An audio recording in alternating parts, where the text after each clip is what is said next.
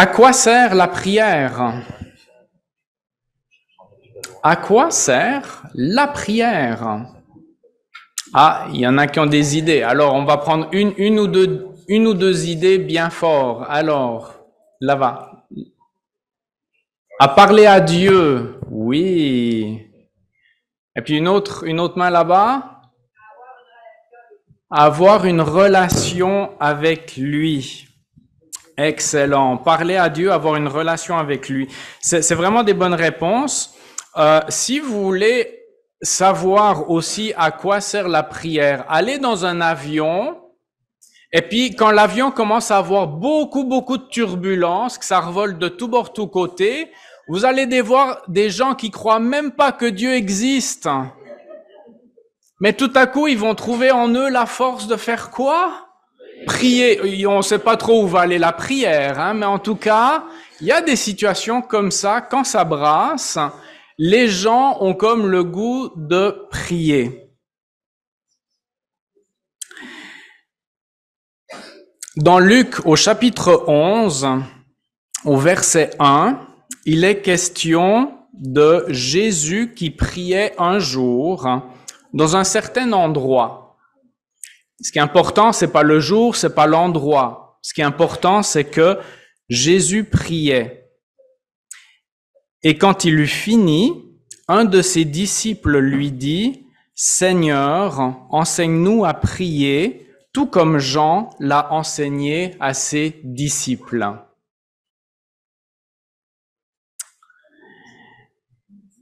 Jésus aimait prier. C'est particulier, hein? Mais finalement, ça résonne bien avec les deux réponses qu'on a entendues tout à l'heure, parce que prier, c'est parler à Dieu, et prier, c'est vouloir passer du temps avec Dieu. Pensez-vous que Jésus avait plaisir à parler avec son Père? Oui. Pensez-vous que Jésus avait plaisir non seulement à parler, mais à passer du temps avec son Père? Pourquoi? Avez-vous un meilleur ami? Un ami très proche? Il y en a quelques-uns, je vois des mains qui se lèvent, hein, merci, ça me rassure parce que s'il n'y a aucune main qui se lève, là, je me dis, oh boy, il va y avoir du travail. Non, je vois qu'il y a des mains qui se lèvent, hein, on a des amis, on a des personnes proches. Est-ce que c'est une punition de passer du temps avec eux? Non. Est-ce que on trouve le temps vraiment très long quand on passe du temps avec notre meilleur ami? Habituellement, non. Ça passe assez vite parce qu'on trouve que c'est un moment agréable et les moments agréables, ben, finalement, ça passe assez vite. Et voyez-vous, Jésus aimait prier. Il aimait prier le matin. Parce que dans Marc 1,35, il est dit, vers le matin, alors qu'il faisait encore très sombre, il se leva et sortit pour aller dans un endroit désert où il pria. Et Jésus aimait aussi prier le soir. À cette époque-là, c'est dans Luc 6, verset 12, à cette époque-là, Jésus se retira sur la montagne pour prier. Il passa toute la nuit à prier Dieu. Toute la nuit. Imaginez. Moi, la nuit, j'aime ça dormir. Si en plus, le changement d'horaire nous offre 1 heure de plus à dormir, c'est encore mieux. Ben, Jésus, lui, le cadeau, là, c'était pas d'avoir 1 heure de sommeil en plus. Pour lui, son cadeau, c'était de passer du temps en prière avec son Père. Et Jésus aimait prier aussi avant les repas. Pendant qu'il était à table avec eux, il prit le pain et après avoir prononcé la prière de bénédiction, il le rompit et le leur donna. Vous savez, la prière, donc, c'est pas juste demander des choses à Dieu. Certainement qu'on va considérer que on prie, c'est parce qu'on a quelque chose à les demander. Maintenant, je reviens un petit peu à ce que je disais tout à l'heure. Pensez à votre meilleur ami. OK? Si tu vas voir ton ami et que tu lui dis, regarde, mon ami, t'es mon plus proche ami, je t'aime beaucoup, beaucoup. Aurais-tu 5 dollars à me passer? Ben oui, t'es mon ami, ça me fait plaisir. Tiens, je te donne 5 dollars et puis pose pas de questions. T'es mon ami, OK? Sauf que si dans la même journée, tu vas y demander 25 fois 5 dollars, et puis si tu reviens encore le lendemain et que tu fais ça pendant toute une semaine, à un moment donné, il y a comme quelque chose qui va s'installer dans cette amitié, je vous garantis. Hein? Donc, tout ça pour illustrer quoi? La prière, c'est pas juste pour demander des choses. C'est important de les demander parce que Jésus nous demande de lui demander. Hein? Mais il n'y a pas que ça et il faut s'en souvenir. Il faut s'en souvenir qu'il y a plus que simplement demander. La prière, c'est quelque chose qui a rapport avec la discussion, avec le dialogue. Là, il y a juste moi qui parle, mais j'aimerais ça que vous puissiez dialoguer avec moi. J'aimerais ça qu'on puisse avoir cette conversation. Et finalement, s'il y a juste moi qui parle, ben on peut pas vraiment parler de discussion. Hein? Donc c'est pour ça que de temps en temps, je vous demande de réagir parce que sinon, je vais avoir l'impression, bon, il y a quelqu'un qui parle, mais c'est pas très équilibré. Donc, mais ça c'est le cas de la prédication et c'est correct que c'est comme ça. Mais comprenez que la prière, c'est pas une prédication qu'on fait à Dieu. Il n'y a pas juste nous qui devons parler. Parce que Dieu, c'est le Dieu de la parole. Et Dieu est toujours premier. Et en fait, c'est lui qui a parlé en premier. Il a parlé comment? Par sa parole. Sa parole a été écrite et elle figure maintenant dans nos Bibles. Alors, si nous voulons écouter Dieu, on va dans sa parole, on va dans la Bible. Mais puisque c'est un dialogue, une conversation, bien c'est là que trouve sa place la prière, où tout à coup la prière nous permet de répondre à Dieu. Et quand Dieu, dans sa parole, nous parle de l'amour qu'il a pour nous. Vous savez, c'est un petit peu comme dans un couple. Hein? Si dans un couple, il y en a toujours un qui dit à l'autre « je t'aime », c'est super. Mais encore là, si c'est que dans un sens, à un moment donné, il y a quelque chose qui va s'installer dans la relation. Hein? Dieu, dans sa parole, nous dit qu'il nous aime. Nous, comment est-ce que nous pouvons lui dire que nous l'aimons? Eh bien, là aussi, par la prière. Il y a d'autres formes. Il y a le chant, il y a le fait de se rassembler ensemble, mais la prière est une manière aussi de répondre à Dieu, de tout ce qu'il nous a donné dans la parole de Dieu qui nous parle de lui et de l'amour qu'il a pour nous. Alors je crois que c'est une bonne manière de voir la prière, comme une discussion, un dialogue entre deux personnes qui s'aiment beaucoup. Et deux personnes qui s'aiment beaucoup, bien normalement, c'est pas difficile de passer du temps ensemble. Sauf que, quand Jésus allait prier, un jour, à un certain endroit, Jésus allait prier et ses disciples ont vu Jésus et les temps de prière qui venaient.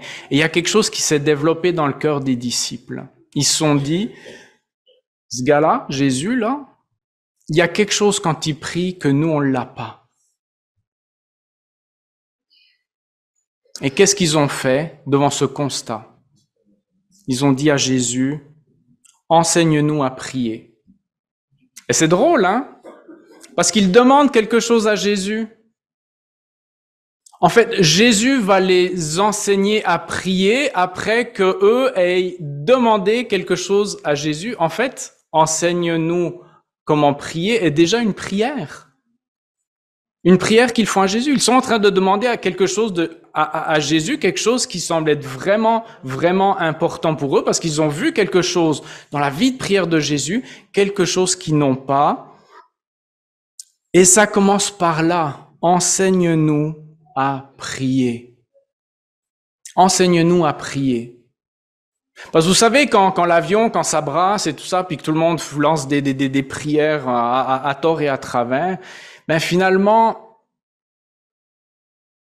C'est pas ces prières spontanées qui sortent de notre cœur qui sont toujours les bonnes, qui sont toujours adressées à la bonne personne, qui frappent à la bonne place, au centre de la cible. Apprends-nous à prier. Apprends-nous à prier. Et cette prière, bien, je trouve que c'est un merveilleux commencement. Parce que c'est la première prière, c'est cette prière qui est la plus humble, parce qu'elle nous oblige à faire un constat. C'est la prière la plus honnête, parce que le constat, c'est quoi? C'est que naturellement, si on regarde simplement qu'est-ce qui va surgir naturellement en nous, nos prières, c'est bien et Dieu va les accueillir, mais c'est pas folichon. On peut faire mieux et quand les disciples voyaient Jésus, ils savaient qu'il y avait mieux. Donc cette première requête, c'est la plus humble, la plus honnête, la plus fondamentale des requêtes. Et derrière cette requête, eh bien, il y a deux aspects qui sont importants. Faire ce constat.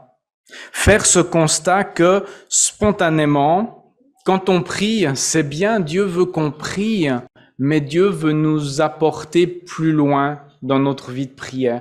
Et enseigne-nous d'un prière, quel est l'endroit par excellence où on envoie des enfants pour leur enseigner quelque chose? L'école. Exactement, l'école est un endroit où on va apprendre, où des choses vont nous être enseignées. Et quand les disciples disent « enseigne-nous à prier », eh bien je crois que Jésus et le Père et l'Esprit Saint veulent nous amener à l'école de la prière, en se disant « regarde, c'est comme l'école finalement. L'école, on n'y va pas juste le lundi matin et puis à 4 heures c'est fini et puis on a tout appris. » Ça dure longtemps parce qu'il y a tellement de choses à apprendre et c'est la même chose pour la prière. Moi, je crois que personnellement, je vais être à l'école de la prière toute ma vie. Et si je regarde les livres que j'ai achetés sur la prière qui sont dans ma bibliothèque, et boy, quand j'ai dû les déménager, là, il y en avait des cartons. Pourquoi? Parce que je trouve qu'il y a toujours quelque chose que je trouve insatisfaisant, que je trouve certainement que il y a une voie meilleure, il y a une voie plus excellente. Et si vous regardiez dans les 20 derniers siècles le nombre de livres qui ont été écrits sur la prière, c'est bien le constat que c'est quelque chose qui nous travaille tous ou devrait tous nous travailler parce que nous sommes tous et nous devrions tous être à l'école de la prière. Nous devrions tous être capables de dire cette prière la plus humble, la plus honnête, la plus fondamentale. Enseigne-nous à prier.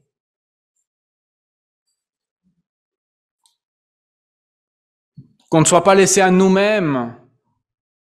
Qu'on n'ait pas besoin de chercher au fond de nous, c'est quoi la manière? Non, toi qui nous as tout donné, toi qui as pourvu à chacun de nos besoins, eh bien celui-là aussi, avoir cette bonne communication, ce bon dialogue, ces bons moments passés ensemble.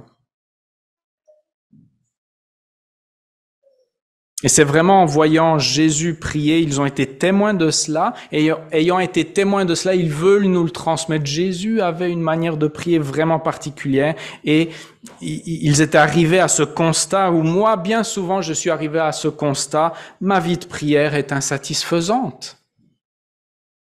Et si c'est ton cas aujourd'hui, bienvenue dans le club. C'était la même chose pour les disciples. Ils avaient vécu avec Jésus pendant longtemps, et Jésus leur a appris à prier. Maintenant, il y a un deuxième constat à faire, c'est que n'importe qui d'entre nous, qu'on soit jeune ou qu'on soit un tout petit peu moins jeune, quand on demande à quelqu'un apprends-moi à faire quelque chose, ça veut dire qu'on a une volonté de changement. Si quelqu'un dit « apprends-moi à aller pêcher de la truite »,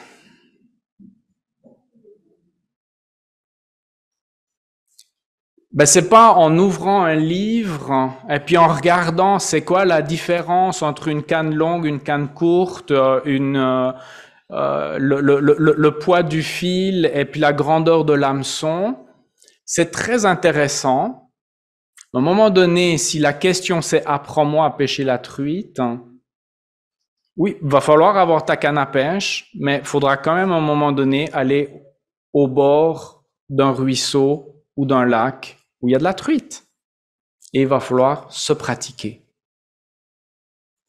Quand on a cette prière fondamentale, apprends-nous à prier, eh bien, c'est parce qu'il y a une volonté de changement. Et cette volonté de changement, elle vient quand on a ce constat qu'il y a quelque chose qui est insatisfaisant, mais qu'on veut que ça soit transformé. Transformé par qui? Par Dieu lui-même, par son esprit. Quelque chose est mis en route parce qu'on a cette volonté de changement et cette volonté d'être plus comme Christ. Lui qui avait plaisir à dialoguer avec son Père, lui qui avait plaisir à passer du temps avec son Père.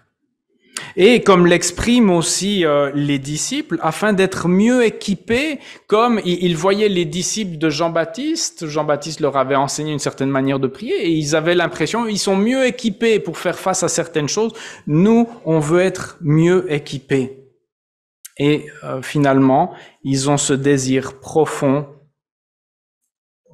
d'avoir quelqu'un qui va les guider, leur enseigner l'art de la prière. Ils ont l'envie d'être à l'école de la prière. Apprends-nous à prier. Et qu'est-ce que Jésus va faire en réponse à cette prière? Il va leur enseigner ce qu'on appelle, nous, communément, le Notre Père. Et ça va être le sujet des prédications des prochaines semaines. Le Notre Père. Une réponse de Jésus à cette prière fondamentale, tellement importante. Apprends-nous à prier. Maintenant, on a parlé d'aller à la pêche à la truite. Est-ce qu'il y en a beaucoup par ici de vous qui sont allés à la pêche à la truite? 1, 2, 3. OK. Pas beaucoup. Est-ce qu'il y en a beaucoup qui aimeraient aller à la pêche à la truite? Quelques-uns de plus. Ouais. Voilà. Donc, est-ce qu'il y en a qui aimeraient ça, manger de la truite? Là. Hein, voyez, il suffit de poser les bonnes questions pour voir que tout à coup, l'intérêt va en augmentant. Si tu veux manger de la truite, peut-être qu'une bonne manière serait d'apprendre à pêcher la truite. Voilà. On va prendre un autre exemple pour essayer de bien comprendre ce que je veux vous faire, vous communiquer ce matin. Imaginez un enfant, ça tombe bien parce qu'il y en a plein dans la salle ici. Un enfant qui demanderait à son papa ou à sa maman, apprends-moi à faire un cerf-volant. Est-ce que tout le monde sait c'est quoi un cerf-volant? Oui? Ça va? Pas besoin de vous expliquer. Un cerf-volant. Pour moi, d'aller demander à mon papa ou à ma maman de me montrer comment faire un cerf-volant, c'est un peu tard, mais mon histoire reste vraie quand même, comprenez-moi bien. Moi, je peux vous dire comme papa que si mon enfant me demandait « apprends-moi à faire un cerf-volant », eh bien, ça me donnerait beaucoup de joie parce que ça me permettrait de prendre du temps avec mon enfant. Ça me ferait plaisir de pouvoir communiquer et transmettre quelque chose à mon enfant. C'est sûr, peut-être qu'avant, je vais passer quelques heures sur YouTube pour voir déjà moi-même comment le construire, le cerf-volant, mais ça c'est autre chose. Mais faire quelque chose ensemble, apprendre à le faire. Le temps passé ensemble sera précieux et ce temps passé ensemble à apprendre à faire un cerf-volant, finalement, ça va faire quoi? Ça va faire qu'on va avoir des beaux souvenirs. Maintenant, imaginez le cerf-volant, il est fini, il est beau, hein? Il a toutes ses couleurs, il a une belle queue, il a une longue ficelle et tout ça. Bon, c'est fini, on l'accroche au mur, on va le laisser là. Alors, ça fait un beau souvenir, hein, n'est-ce pas? Non, papa, regarde dehors. Ils ventent. Ils ventent fort. Faut aller l'essayer. Un cerf-volant terminé, c'est pas fait pour rester accroché au mur. Et finalement, si on a bien fait notre travail, eh bien chaque fois qu'il va y avoir des journées de grand vent, on aura plaisir à aller dehors, le voir s'envoler, monter. Moi, j'ai des souvenirs extraordinaires quand je passais des vacances au bord de la mer. Ils avaient des grands cerfs-volants là avec 2 ficelles. Ils étaient capables de les faire virevolter dans un sens, dans l'autre, faire des loopings, monter, descendre. Ils faisaient des trucs incroyables. Moi, j'étais là. C'était incroyablement beau. Qu'est-ce qu'ils faisaient avec leur cerf-volant?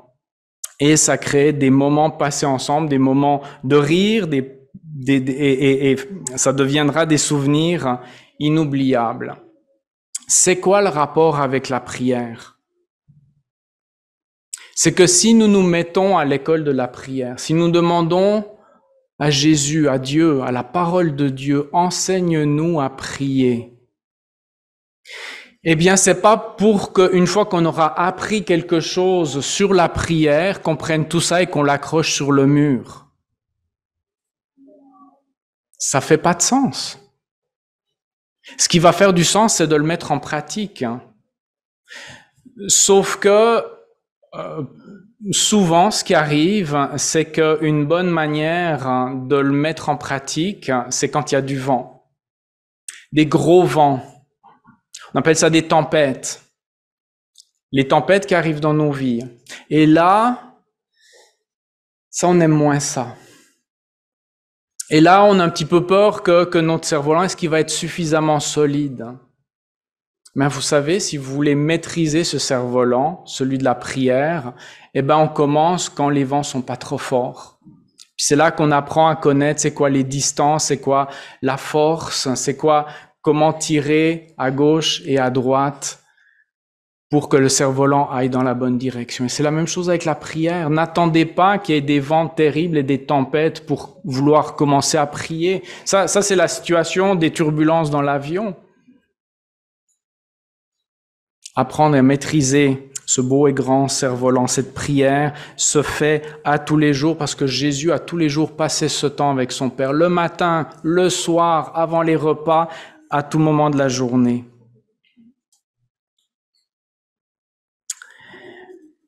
Alors nous aussi, qu'on commence maintenant cette série sur la prière, rappelons-nous tout ce que nous allons entendre, tout ce que nous allons apprendre, c'est pas pour le laisser accrocher à un mur, mais c'est pour prendre ces choses, les prendre dans nos mains, sur notre cœur, et demander que les mains de Jésus et son esprit viennent se poser sur les nôtres de telle sorte qu'il nous apprenne, qu'on soit à son école, et qu'il nous apprenne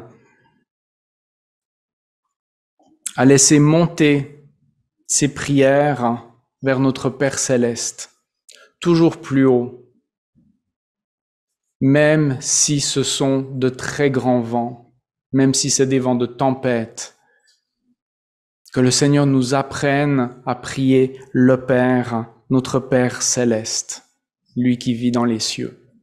Amen.